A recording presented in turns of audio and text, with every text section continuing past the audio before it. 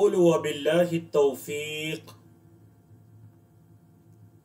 अल्हम्दुलिल्लाहिल इलाहिल अहदिल मअबूद bill हक़्क़िस Samad अल्लज़ी शहिद लिनफ़्सिही बित्तौहीद व जअलहु हक़्क़हु अलल अबीद व अशहदु अल्ला इलाहा इल्लल्लाहु वहदहु ला शरीका लहु फ़ी मुल्किही व अम्रिही व ला निद्द लहु फ़ी इबादतिही व ज़िक्री अल्लज़ी ला समीय लहु फ़ी अस्माइही व ला मिस्ल लहु फ़ी सिफ़ाती व अशहदु अन्न मुहम्मदन अब्दुहु व रसूलुहु अल्लज़ी अरसलहु अल्लाहु बिल हुदा व दीनिल हक़्क़ लियुज़हिरहु अलद्दीनि कुल्लिही अम्मा बअद रब्बि शरह ली सदरी व यस्सिर ली अमरी वहलुल उक़दतम मिन लिसानी यफ़क़हू क़ौली। अल्लाहुम्मा अन्फ़अना बिमा अल्लमतना व अल्लिमना मा यनफ़अुना व ज़िदना इल्मा। मुख्तसर हम्दो सना के बाद आज इस अहम किताब अल उसूल अस्सित्ता के पहले दिन में हम इस किताब के मुसन्निफ इमाम मोहम्मद बिन अब्दुल वहाब रहिमहुल्लाह का तारुफ और इसी तरह उनकी किताब का मुख्तसर तारुफ जानेंगे। और उसके बाद जैसा कि किताब के नाम से वाज़े है कि अल उसूल अस्सित्ता, इस किताब के अंदर 6 उसूलों को बयान किया गया है। तो इंशाअल्लाह आज के इस लेक्चर के अंदर हम 2 उसूल पढ़ेंगे और इसी तरह आने वाले लेक्चर में 2 उसूल और आने वाले लेक्चर में 2 उसूल। तो इस तरह 3 लेक्चर्स के अंदर 6 उसूल को अल्लाह की तौफीक से मुकम्मल किया जाएगा। तो आते हैं जी इस किताब के मुसन्निफ और किताब के तारुफ की तरफ। तो ये किताब इमाम शेखुल इस्लाम मोहम्मद बिन अब्दुल वहाब बिन सुलेमान अत-तमीमी रहमहुल्लाह की तसनीफ करदा है। आप 1115 हिजरी में पैदा हुए और 1206 हिजरी में फोत हुए। एक वक्त था कि जब जजीरा अरब में हर तरफ शिर्क और बिदआत फैली हुई थी। लोग पत्थरों और दरख्तों तक की इबादत किया करते थे, उनके नाम की नजरों न्याज देते थे। कितनी ही कब्रें थीं जिनकी इबादत की जाती, यहां तक कि अल्लाह ने अपने बंदों में से एक बंदे इमाम मोहम्मद बिन अब्दुल वहाब रहिमहुल्लाह को ये तौफीक अता की कि उन्होंने मुख्तलिफ मुख्तसर और तफसीली किताबों को लिखकर लोगों के अकायद की इस्लाह का बेड़ा उठाया। और उनकी इन्हीं किताबों में से एक अहम तरीन किताब का नाम है अल उसूल अस्सित्ता। और जैसा कि आपके इल्म में है कि अल्हम्दुलिल्लाह अल्लाह की तौफीक से हमारी अकीदे के जो हमने कोर्सेज का आगाज किया था, तो ये उस सिलसिले में हमारी 6ठी किताब है और इमाम मोहम्मद बिन अब्दुल वहाब रहिमहुल्लाह की ये 5वीं किताब है जो हम पढ़ने जा रहे हैं। इसके अलावा हमने उनकी किताब तौहीद पढ़ी, अल उसूल सलासा पढ़ी, अल कवाइद अल अर्बा पढ़ी, नवाकिदुल इस्लाम पढ़ी और इमाम इब्न तैमिया रहमहुल्लाह की किताब अल अकीदा अल वास्तिया को हमने पढ़ा। तो ये मुसन्निफ रहमहुल्लाह का मुख्तसर तारुफ था। किताब के तारुफ की तरफ आते हैं। जो किताब आप पढ़ने जा रहे हैं, जैसा कि नाम से वाज़े है, अल उसूल अस्सित्ता, 6 उसूल। उसूल जमा है असल की।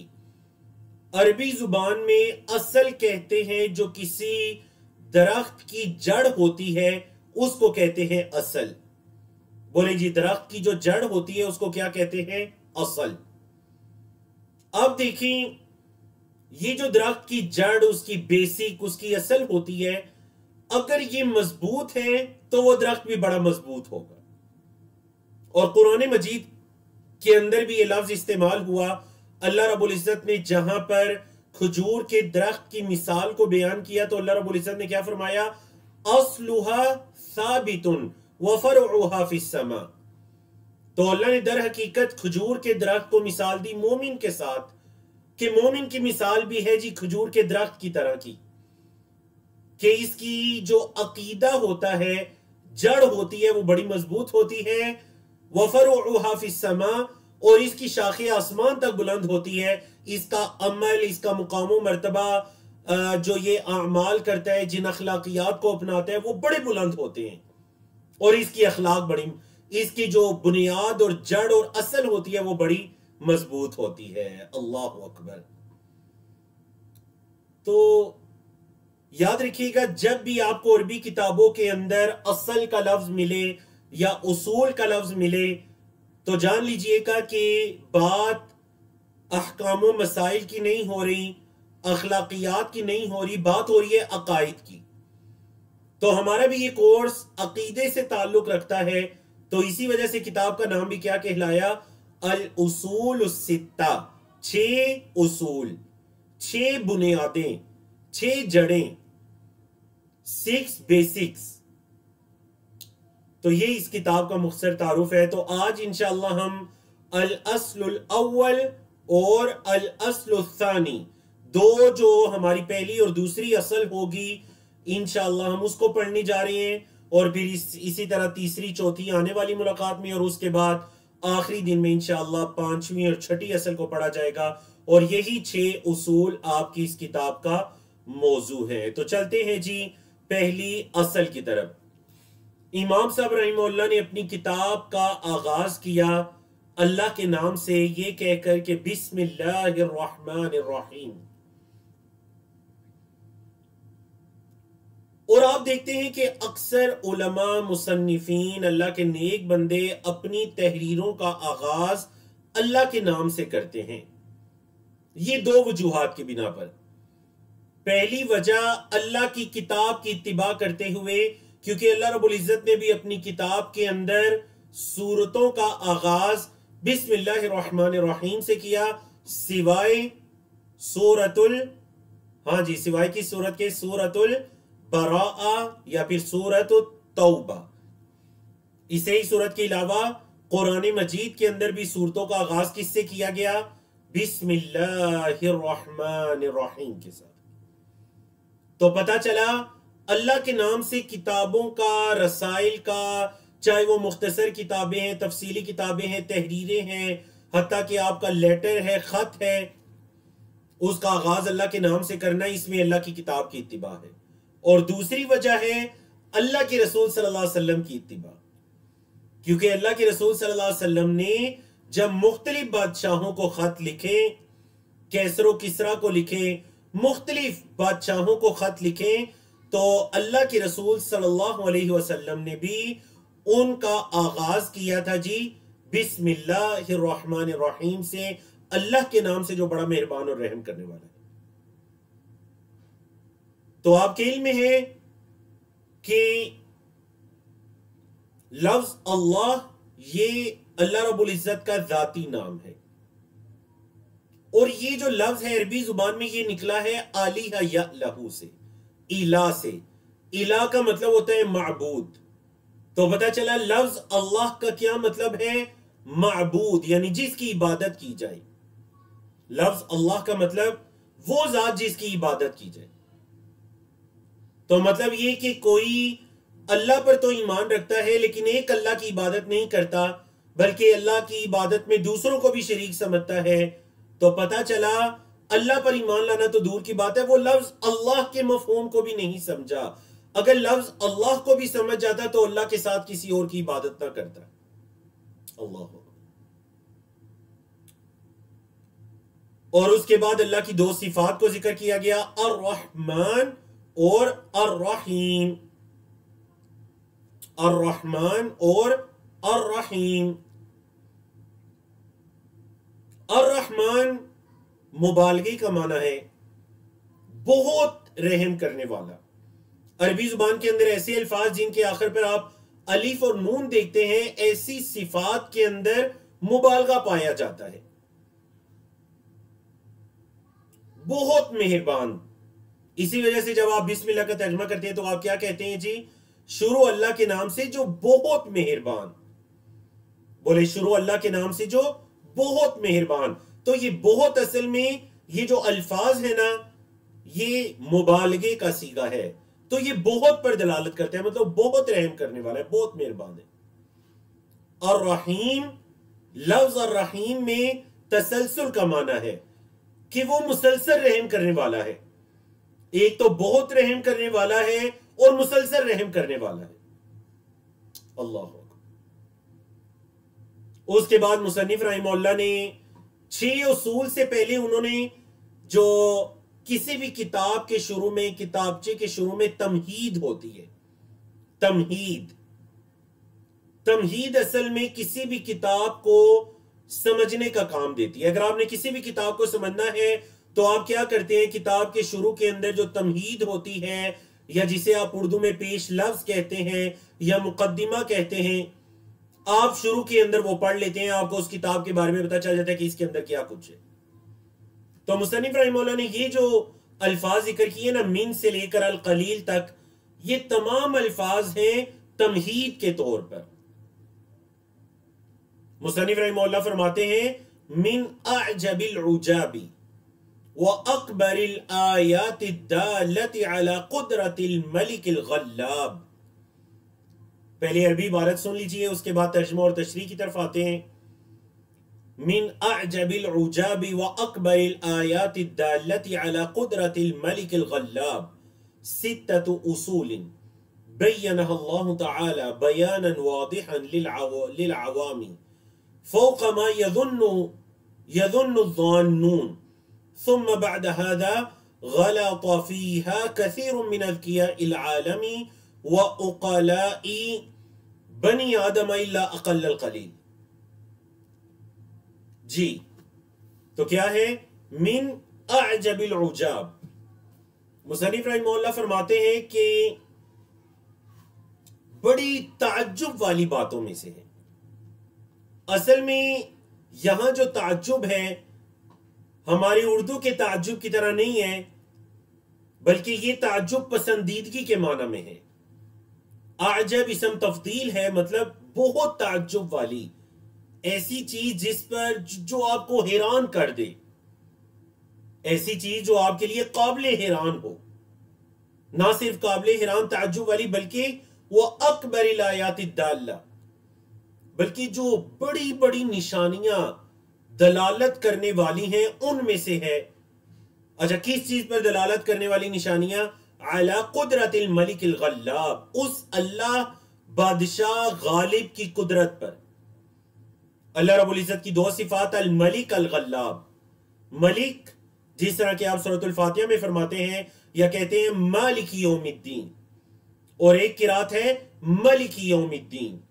अहदीस के मुताबिक अल्लाह रब्बुल इज्जत क़यामत के दिन क्या फरमाएगा? अनल मलिक, मैं हूं बादशाह, अनद दय्यान, मैं हूं बदला देने वाला। अल्लाह अकबर। तो अल्लाह रब्बुल इज्जत की सिफ्त अल मलिक और सिफ्त अल गल्लाब। गल्लाब गालिब से है, बहुत गालिब आने वाला। गफ्फार के वजन पर यह भी इसम मुबालगे का सीगा है।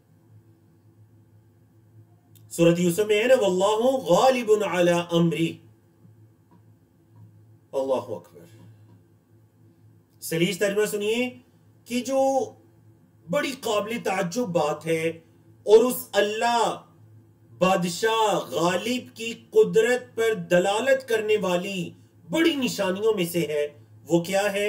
सित्ततु उसूलिन, वो असल में 6 उसूल है।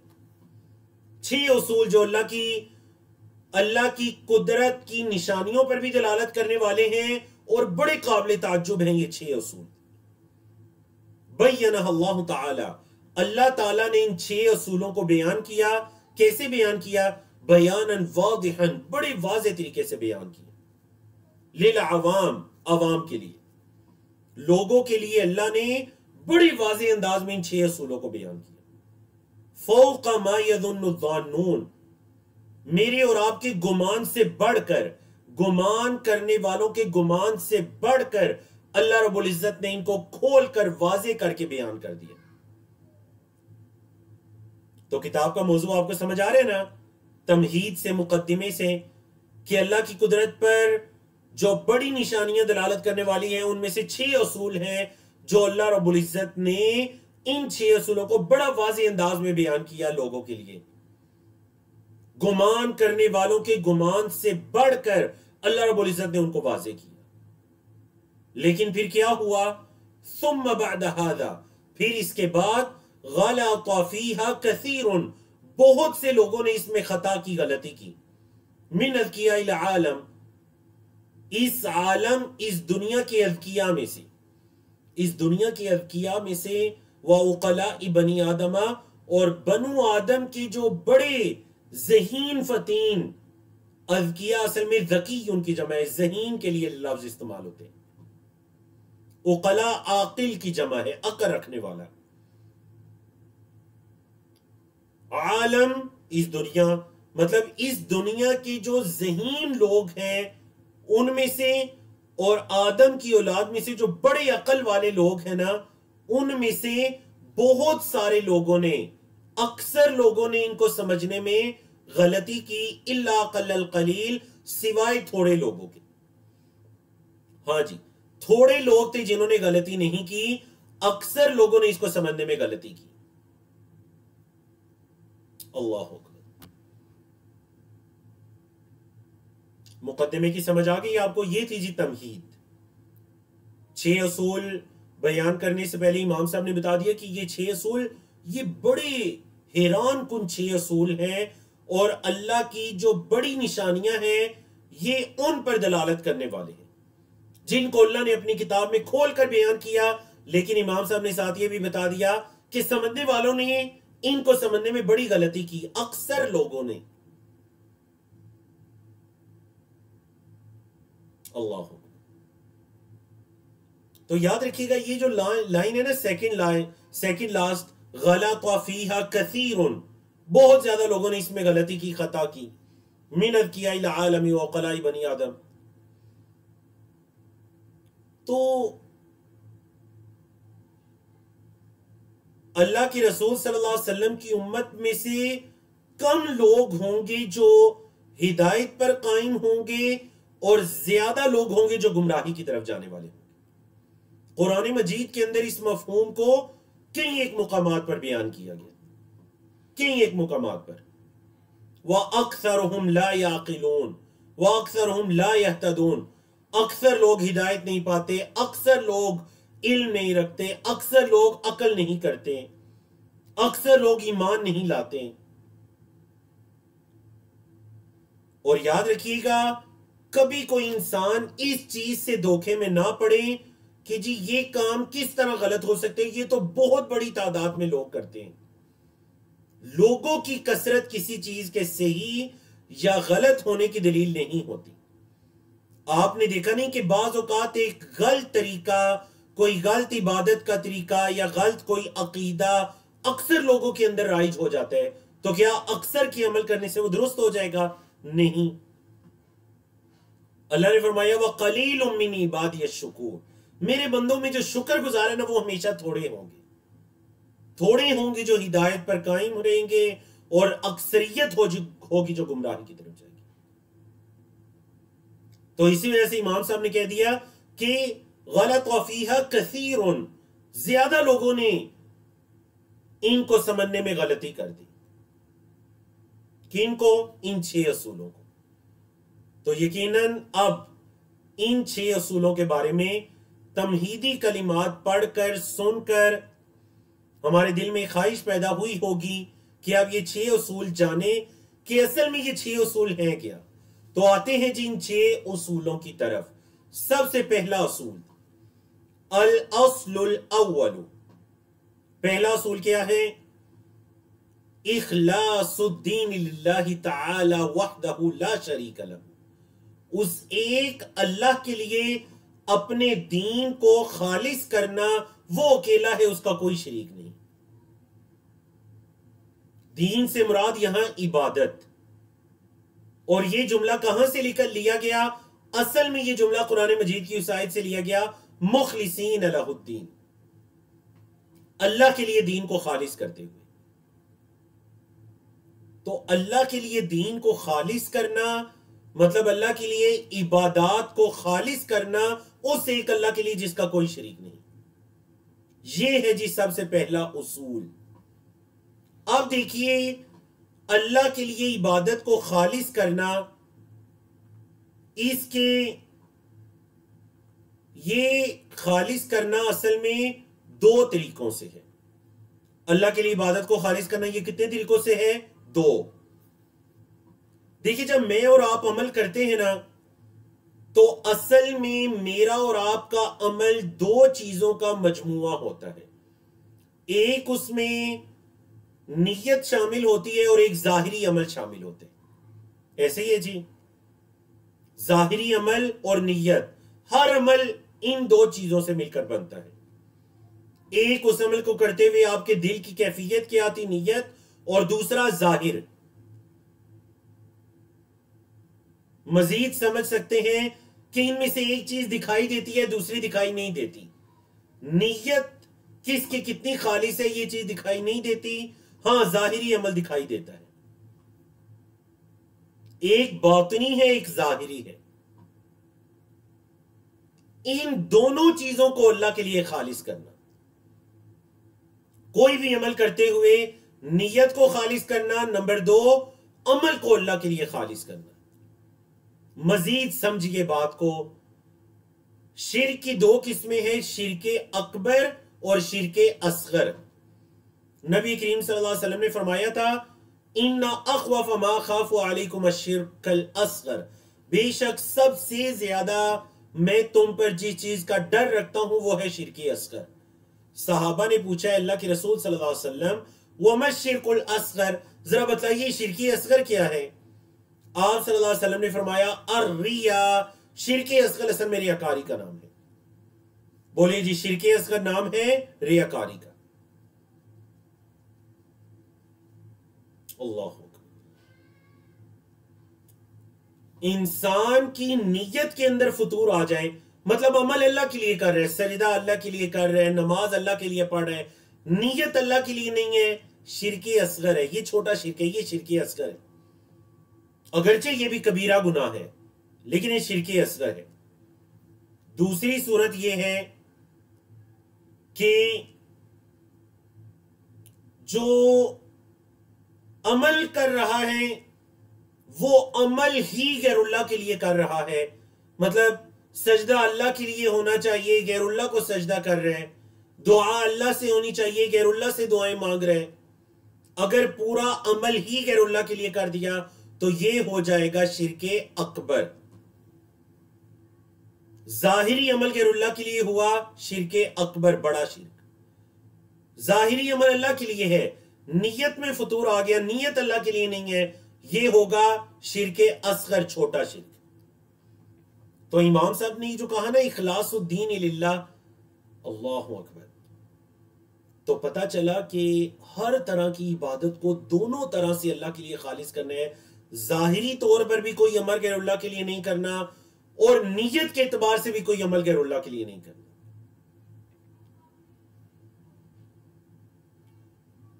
तो देखिए, अगर हमारे अमाल के अंदर ये दो चीजें पैदा हो जाएं तो क्या हमारी जिंदगियों में इनकलाब ना आ जाए, हमारी जिंदगियों में तब्दीली ना आ जाए, कि हमारी नीयतें खालिस हो जाएं और हमारे अमाल अल्लाह के लिए खालिस हो जाए। अमाल भी एक अल्लाह के लिए, नीयत भी एक अल्लाह के लिए। हमारे अमाल शिर्के अकबर और शिर्के असगर से पाक साफ हो जाएं। और ये इखलास इतनी बड़ी अल्लाह की नेमत है, इतनी बड़ी अल्लाह की नेमत है। आपके इल्म में है वो हदीस, जिसे कहते हैं हदीसुल बिताका, वो पर्ची वाली हदीस। कौन सी हदीस जी? वो एक इंसान जिसका मफहूम मैं बयान करता हूं, एक इंसान जिसके कयामत के दिन जब गुनाहों के रजिस्टर रखे जाएंगे उसका तराजू बढ़ जाएगा, और हदीस के अल्फाज के मुताबिक ताहद्दी निगाह उसके गुनाहों के रजिस्टर फैले हुए होंगे।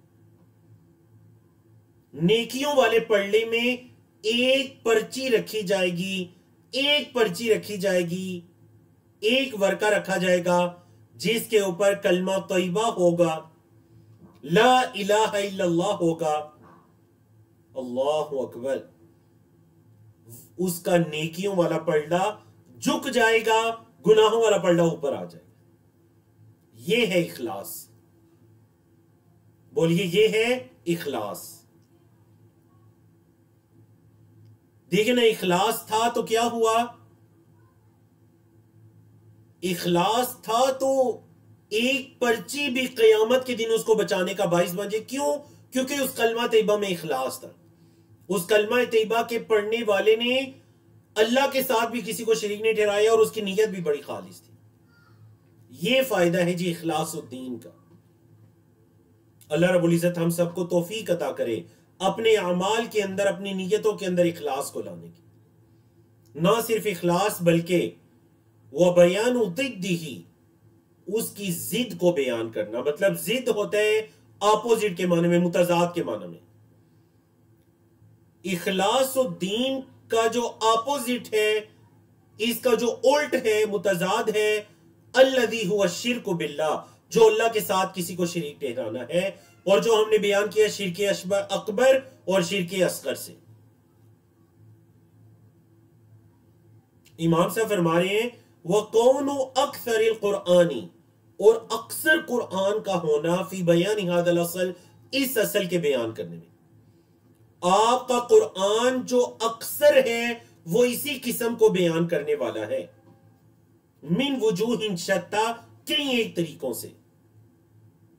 कैसे बयान करने वाला है? बिकलामिन, ऐसे कलाम के साथ, यफहमुहु अबलदुल आम्मा, जो आमी से आमी इंसान भी है ना, एक आम कम फहम रखने वाला इंसान भी उसको अच्छी तरह से समझ सकता है।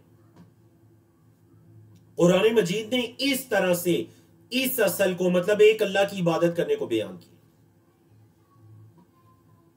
एक बड़े इमाम गुजरे हैं, इमाम इब्ने कय्यम रहमहुल्लाह, बड़ी प्यारी बात करके, बड़ी ही प्यारी बात करके फरमाते हैं कि असल में जो कुरान, पूरे के पूरे कुरान का मौजू है ना, वो तौहीद है, एक अल्लाह की इबादत, एक अल्लाह की इबादत करना, शिर्क को छोड़ना और एक अल्लाह की इबादत करना। ये पूरे के पूरे कुरान मजीद का टॉपिक है, मौजू है। पूछा गया कैसे? तफसील के अंदर बताते हैं कि देखें, कुरान मजीद की कुछ आयात हैं जिनमें अल्लाह की इबादत करने का हुक्म दिया गया, शिर्क से मना किया गया। इनको अकाइद कहते हैं, ये तौहीद है।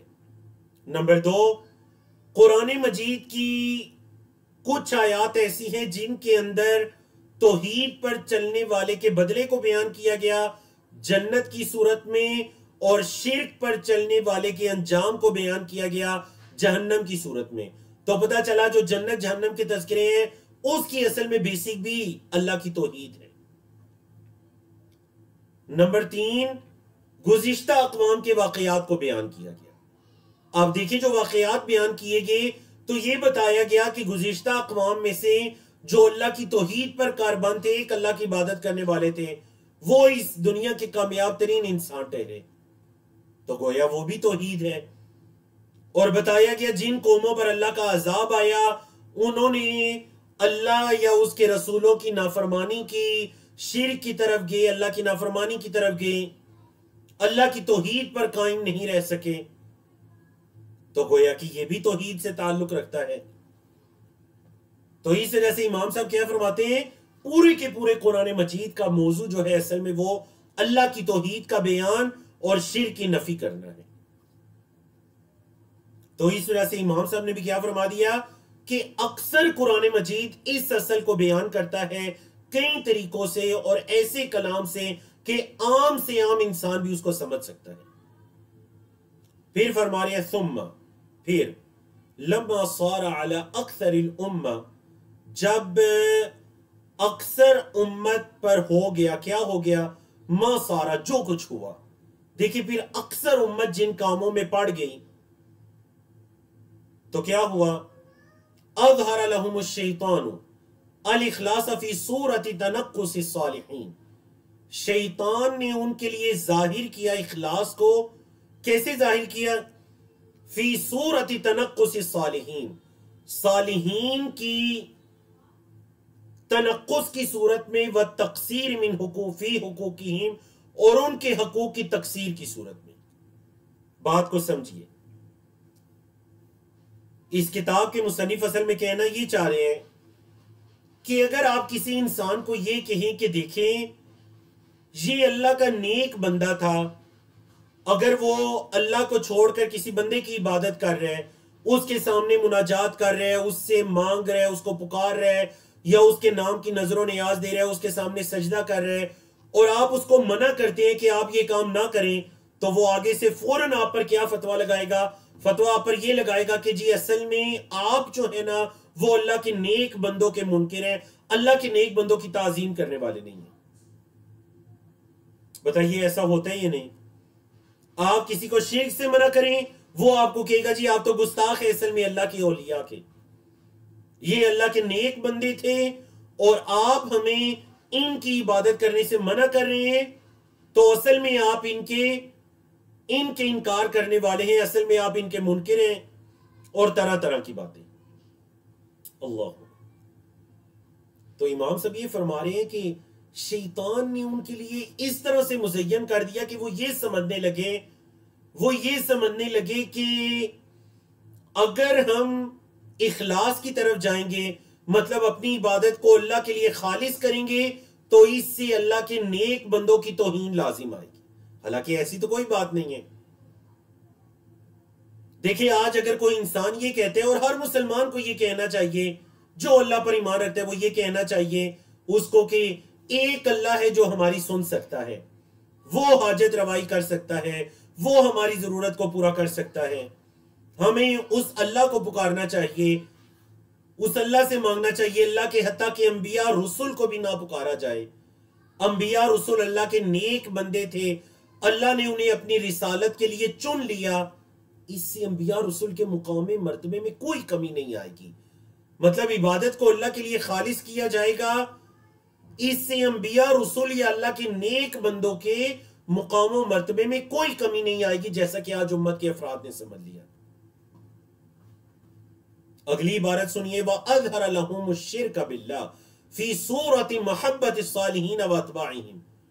और शैतान ने उनके लिए शिर्क बिल्लाह को जाहिर किया, कैसे? फी सूरति महब्बत सालिहीन, सालिहीन की मोहब्बत की सूरत में, वो अतबाइहिम और उनके नेक लोगों की, सालिहीन की मोहब्बत की सूरत में, और जो उनके मानने वाले हैं उनकी मोहब्बत की सूरत में। शैतान ने मोहब्बत के अंदर इतना गुलूब पैदा किया कि उनको शिर्क तक ले गया। जरा गौर कीजिए ना, यानी इस रुए जमीन पर शिर्क का आगाज कैसे हुआ था? बोलिए, इस रुए जमीन पर शिर्क का आगाज कैसे हुआ था? हजरत नूह अलैहिस्सलाम की कौम से। मतलब जिस कौम के अंदर अल्लाह ने जिस कौम की इस्लाह के लिए हजरत नूह अलैहिस्सलाम को भेजा, हुआ इस तरह कि उनके 5 बुजुर्ग जो फौत हो गए, वद, सुआ, यऊस, ला तदरुन्ना आलिहतकुम वला तदरुन्ना वद्दन वला सुआ वला यगूस व यऊक व नसरा, ये जो उनके 5 बुजुर्ग थे ये फौत हो गए। बड़े लोग परेशान कि जी हम में से जो नेक लोग हैं कुछ ही टाइम के अंदर ये सब बारी बारी करके फौत हो गए। शैतान उनके पास आया और आकर कहने लगा, परेशानी की क्या बात है? तुम इन लोगों की अल्लाह के नेक बंदों की तस्वीर बनाकर रख लो, जब तुम उनको देखोगे तुम्हें अल्लाह और याद आएगा। यानी अल्लाह के नेक बंदों की जात के अंदर गुलूव, मुबालगा आई। उन्होंने ऐसे किया। जब वो लोग चले गए, शैतान उनकी नस्लों के पास आया, तस्वीर, वो जो मूर्तियां थीं उनको उनके इबादत खानों में पहुंचाया कि इबादत खानों में रखो, तुम्हें अल्लाह की इबादत और अच्छी तरह से करेंगे। जब तुम इनको देखेगे तुम्हें याद आएगा कि अल्लाह के बड़े नेक बंदे थे। यहां तक कि उन लोगों ने अल्लाह को छोड़कर उनकी इबादत करना शुरू कर दिया। याद रखिएगा, रुए जमीन पर शिर्क का आगाज ऐसे हुआ था कि अल्लाह के नेक बंदों की जात में मुबालगा राई की गई थी। तो ये है जी हमारी पहली असल। बोले जी, आप सबको समझ आ गई पहली असल? हमारी इस किताब के अंदर जो 6 असूल हैं उनमें से पहली असल बयान हुई। मैं एक मर्तबा इसका सलीस तर्जमा कर देता हूं बगैर तशरीह के। सलीस तर्जमा सुन लीजिए। इस किताब के मुसन्निफ फरमाते हैं कि 6 उसूल जिनको अल्लाह रब्बुल इज्जत ने बड़े वाज़ेह अंदाज में बयान किया कुरान मजीद में, उन 6 उसूल में से पहला असल है, फर्स्ट बेसिक है, इखलासुद्दीन लिल्लाहि तआला वहदहु ला शरीक लहू। दीन को अल्लाह के लिए खालिस करना, जो अकेला है, उसका कोई शरीक नहीं। वह बयान दिद्दिही लदी हुआ शिर्क बिल्लाह, और उसकी जिद को, उसके मुतजाद को बयान करना जो कि अल्लाह के साथ किसी को शरीक ठहराना है। वकौनु अक्सर कुरान फी बयान हादल असल, और अक्सर कुरान इसी असल को बयान करने वाला है। मिन वजूहिन शत्ता, कई एक तरीकों से, भी कलामिन, ऐसे कलाम के साथ कुरान मजीद ने उसको बयान किया कि यफहमुहु अबलदुल आम्मा, जो आम फहम रखने वाला बंदा है ना, वो भी उसको समझ सकते हैं। सुम्मा लम्मा सारा अला अक्सरिल उम्मति मा सारा, फिर अक्सर उम्मत के अंदर जब वो हुआ जो हुआ, अज़हर लहुम शैतानु, तो शैतान ने उनके लिए जाहिर किया क्या, अल इखलास, इखलास को, फी सूरत तनक्कुस सालिहीन, मतलब वो लोग ये समझने लगे कि अगर हम अल्लाह के लिए इबादत को खालिस करेंगे तो इससे तो अल्लाह के नेक बंदों की तनकीस होगी, तौहीन होगी। वह तक़सीर फी हुकूकिहिम, और उनके हकूक के अंदर कसर आएगी। वादहर लहुम शिर्क बिल्लाह, और उनके लिए शिर्क को जाहिर किया, अल्लाह के साथ किसी को शरीक ठहराने के को उनके लिए जाहिर किया, फी सूरत मोहब्बत सालिहीन, सालिहीन से मोहब्बत की सूरत में, वातबाइहिम, और उनके अतबा की। तो ये था जी पहली असल। अब चलते हैं दूसरी असल की तरफ, और ये हमारा आज का आखिरी टॉपिक होगा। फिर इंशाल्लाह अल अस्ल सानी हम आने वाले जुमे को अगले लेक्चर के अंदर इंशाल्लाह सुनेंगे। अल अस्ल सानी, बड़ी अहम असल है जी, दूसरी असल। अमर अल्लाह बिल इज्तिमाई फिद्दीन, अल्लाह ने हुक्म दिया दीन के अंदर इज्तिमा का, दीन के अंदर जमा होने का। वह नहा अन तफर्रुक़ फी, और अल्लाह रब्बुल इज्जत ने दीन में तफरका से मना किया। अल्लाह ने दीन के अंदर टुकड़े टुकड़े हो जाने से मना किया, फिरका वारियत से अल्लाह ने मना किया। अल्लाह ने इज्तिमा को हुक्म दिया और अल्लाह रब्बुल इज्जत ने फिरका वारियत से मना किया। कहां पर अल्लाह ने हुक्म दिया, वातसिमू बिहब्लिल्लाहि जमीअन वला तफर्रकू, अल्लाह की रस्सी को मजबूती से थाम लो और ग्रोहों में ना बट जाओ, टुकड़े टुकड़े ना हो जाओ। अल्लाह हू। अच्छा, ये जो तफरका है ना, देखिए जब भी बात होती है ना, सबसे पहले दीनदार लोगों की तरफ उंगली उठती है जी, देखें ये जो लोग हैं ना, ये फिरका वारियत में पड़ गए। हाँ, उम्मत के बहुत से लोग, बल्कि आप अक्सरियत कह सकते हैं, उम्मत की फिरका वारियत में पड़ गई। अल्लाह ने इज्तिमा का हुक्म दिया था, एक अल्लाह की रस्सी को मजबूती से थामने का हुक्म दिया था, आज अक्सर उम्मत फिरका वारियत में पड़ गई। ये फिरका वारियत सिर्फ दीन के अंदर नहीं है, दीगर मामलात के अंदर भी हम फिरका वारियत में, ग्रोहों के अंदर बट गए। आज देख लीजिए, क्या हम सियासी ग्रोहबंदियों में नहीं बटे हुए?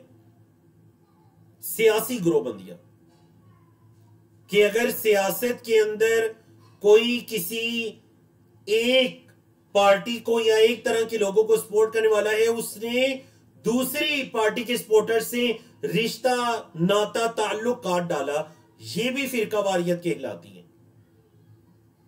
कि यह सियासत आपको इस हद तक ले जाए कि आप आपस में करीबी रिश्तेदार या मुसलमानों से कतई ताल्लुकी शुरू कर दें, यह भी फिरका वारियत है। अगली फिरका वारियत कहलाती है जी, जो बरादरियों की फिरका वारियत है, हस्बो नसब की फिरका वारियत। अपने हसब पर तकब्बुर करना और दूसरे को कम तर और हकीम जानना, यह हकारत क्या, यह फिरका वारियत नहीं कहलाती। कई अक़वाम हस्बो नसब की बुनियाद में ग्रोह में, हालांकि अल्लाह रब्बुल इज्जत ने जो हस्बो नसब में तकसीम किया था, लिताआरफू, ताकि तुम आपस में एक दूसरे को जान सको, और बस। तो कहने का मकसद है कि फिरका वारियत की कोई सूरत भी हो, दीन के अंदर फिरका वारियत है, सियासत के अंदर है, कौमियत के अंदर फिरका वारियत, नेशनलिज्म, जो हम मुख्तलिफ अक़वाम में बढ़ चुके हैं, मुसलमान एक उम्मत की सूरत में नहीं रहे। हमें इस्लाम से ज्यादा अपनी नेशनैलिटीज ये हमें ज्यादा महबूब हो गई हैं। देखिए ये भी तो फिरका वारियत है, ये भी तो ग्रोह बंदी है। अल्लाह। तो इमाम साहब फरमाते हैं फबय्यन अल्लाहु हादा बयानन शाफियन, अल्लाह ने बड़े वाज़ेह अंदाज में इसको बयान किया है। तफहमुल अवाम, अवाम भी इस चीज को समझ सकती है। जो अल्लाह ने हमें इज्तिमा का हुक्म दिया और हमें ग्रोहों में बट जाने से, फिरका वारियत से अल्लाह ने हमें मना किया, तो अल्लाह रब्बुल इज्जत ने इस चीज को बड़े वाज़ेह अंदाज में बयान किया जिसको आम अवाम भी समझ सकती है। वह नहाना, और अल्लाह ने हमें मना किया, अन नकूना, ये कि हम हो जाएं कल्लदीन तफर्रकू, उन लोगों की तरह जो फिरके में बट गए थे, जो ग्रोहों में बट गए थे, वख्तलफू, और उन्होंने इख्तिलाफ किया था, कबलना, हमसे पहले, फहलकू, और वो हलाक हो गए। अल्लाह ने हमें मना किया कि हम उन लोगों की तरह ना हो जाए। कहां मना किया अल्लाह ने? सूरत आले इमरान में आयत नंबर 105 में मना किया, वला तकूनु कल्लदीन तफर्रकू वख्तलफ, उन लोगों की तरह ना हो जाना जो ग्रोहों में बट गए थे और आपस में इख्तिलाफ करने लगे।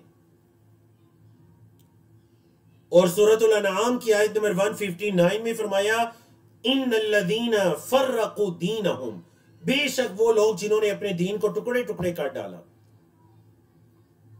वकानु शिया, और वो मुख्तलिफ ग्रोहों में बट के, लस्ता मिनहुम फी शै इन्नमा अमरुहुम इलल्लाह,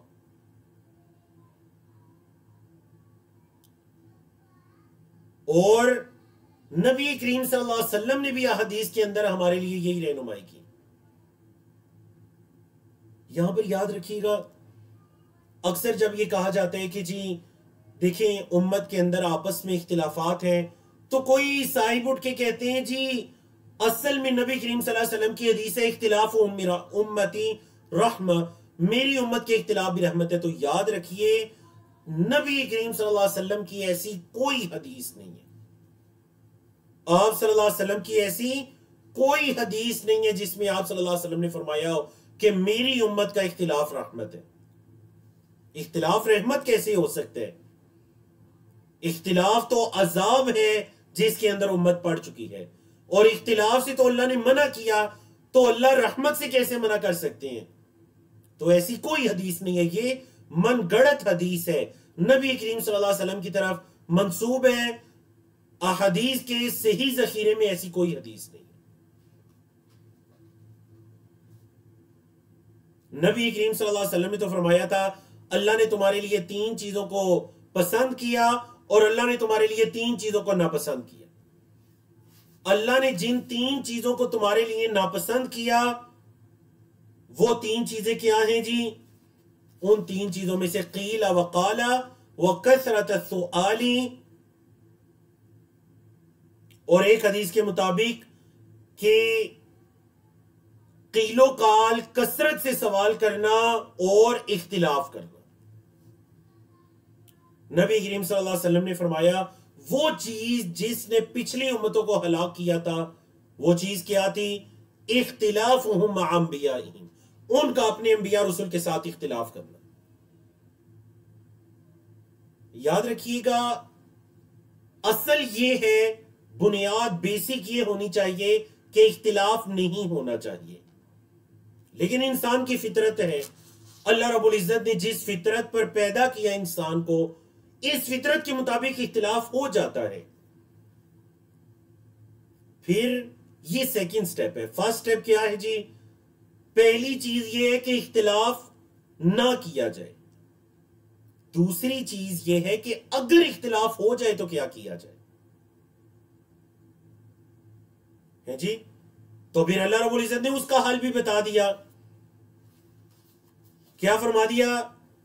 फ़इन तनाज़अतुम फ़ी शैइन, सूरत निसा की आयत नंबर 59, कि फ़इन तनाज़अतुम फ़ी शैइन, अगर तुम किसी चीज में इख्तिलाफ कर बैठो, तनाज़ो हो जाए तुम्हारा, आपस में तुम बैठ जाओ, इख्तिलाफ हो जाए, तो फिर क्या करो? फरुद्दूहु इलल्लाहि वर रसूल, फिर तुमने उसको अल्लाह और उसके रसूल की तरफ लौटाना है। इन कुंतुम तुमिनून बिल्लाहि वल यौमिल आखिर, अगर तुम अल्लाह पर और आखिरत के दिन पर ईमान रखते हो।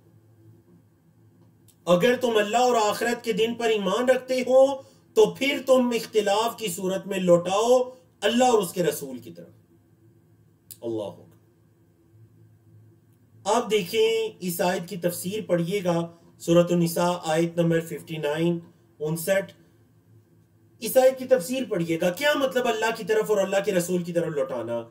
दर हकीकत इससे मुराद यह है कि अगर इख्तिलाफ हो जाए, अल्लाह की तरफ लौटाना मतलब अल्लाह की किताब की तरफ लौटाना, अल्लाह के रसूल सल्लल्लाहु अलैहि वसल्लम की तरफ लौटाना मतलब ये कि आप सल्लल्लाहु अलैहि वसल्लम की अहादीस की तरफ लौटाना।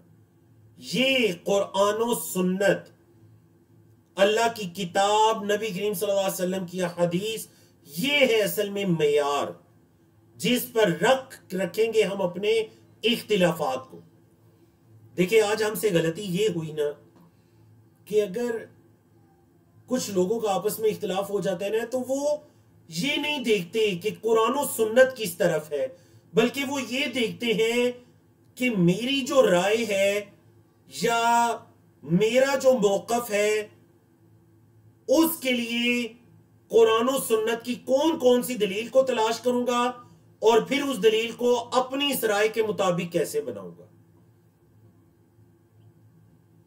देखिए वो जो इल्लामा इकबाल ने कहा था ना, खुद बदलते नहीं कुरान को बदल देते हैं। दर हकीकत वो यही उसूल था कि हम खुद नहीं बदलते। चाहिए तो ये था कि कुरान के मुताबिक अपने आप को बना ले, लेकिन हम ये कहते हैं कि अगर एक मेरा अमल है, मेरी राय है, तो मैं कुरान मजीद को उसके मुताबिक बनाने की कोशिश करूं, नबी करीम सल्लल्लाहु अलैहि वसल्लम की हदीस को उसके मुताबिक बनाने की कोशिश करूं। हालांकि अल्लाह के नेक बंदे, सहाबा किराम, ताबईन, तबा ताबईन, आइम्मा मुहद्दिसीन, क्या हमें वो ये सिखा कर गए हैं? चले जो चार आइम्मा है, फुकाहा है, जिनको अल्लाह रब्बुल इज्जत ने इज्जत अता की और अल्लाह ने उनको अपने दीन की खिदमत की तौफीक अता की। इमाम अबू हनीफा रहमहुल्लाह, इमाम शाफई रहमहुल्लाह, इमाम मालिक रहमहुल्लाह, इमाम अहमद बिन हंबल रहमहुल्लाह, इन चारों आइम्मा को देख लीजिए। चारों से ऐसे अक़वाल मंसूब हैं, मनकूल हैं कि अगर एक तरफ हमारी बात आ जाए और दूसरी तरफ किताब और सुन्नत आ जाए तो हमारी बात को छोड़ देना, किताब और सुन्नत पर अमल करना। बाज़ आइम्मा ने तो यहां तक फरमाया कि हमारी बात को दीवार पर मानना, कुरान और सुन्नत पर अमल करना। अल्लाह हू अकबर। क्योंकि वो जानते थे कि हमारी बात अगर कुरान और सुन्नत के मुवाफिक है तो अल्हम्दुलिल्लाह, और अगर हमारी बात कुरान और सुन्नत के मुवाफिक नहीं है तो हमारी बात को छोड़ा जाएगा, कुरान और सुन्नत को लिया जाएगा।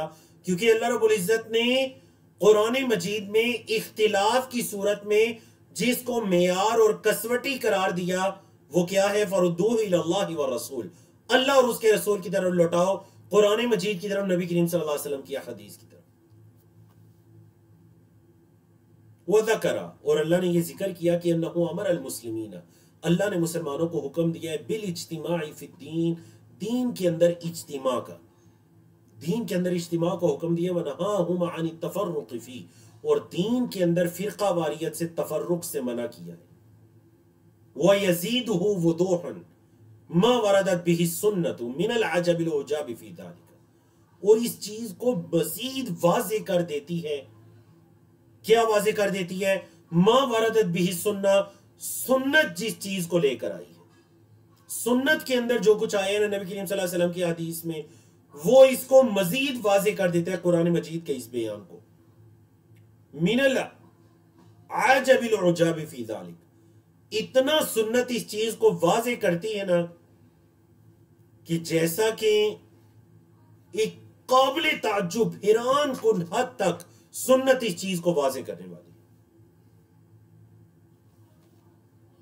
लेकिन फिर इस किताब के मुसन्निफ आखिरी की जो दो लाइनें हैं ना, उसके अंदर एक हकीकत को बयान कर रहे हैं। हकीकत सुनिए, फरमा रही है सुम्मा सार अल अम्रु इला अन अल इफ्तिराक़ फी उसूल दीन व फुरूइही हुवा अल इल्म वल फ़िक़्ह फ़ी दीन। मामला यहां तक पहुंच गया कि दीन के उसूल के अंदर, जो हमारी इस किताब का मौजू है, दीन के अकायद के अंदर इफ्तिराक, गुरोबंदी और इख्तिलाफ व फुरूई, और दीन के फुरूई मसाइल में, नमाज, रोजा, हज, ज़कात के जो फुरूई मसाइल है, दीन के उसूल यानी कि अकाइद, और फुरू मतलब अहकाम व मसाइल, इनके अंदर जो इफ्तिराक था वो क्या हो गया? हुवल इल्म वल फिक्ह फिद्दीन, उसको इल्म और दीन के अंदर फिका कहा जाने लगा। उसको इल्म और दीन के अंदर फिका कहा जाने का मामला यहां तक पहुंच गया। ना सिर्फ ये बल्कि वसार अल-अम्रु बिल इज्तिमाई फिद्दीन ला यक़ूलुहु इल्ला ज़िंदीक़ुन व मजनून, मामला यहां तक पहुंच गया कि अगर कोई दीन के अंदर इज्तिमा की बात करे, फिरका वारियत से मना करे, तो लोग उसको उठकर जिंदीक, बेदीन इंसान या फिर मजनू, पागल इंसान करार देने लगे। अल्लाह अकबर, कितनी अहम तरीन बात कर गई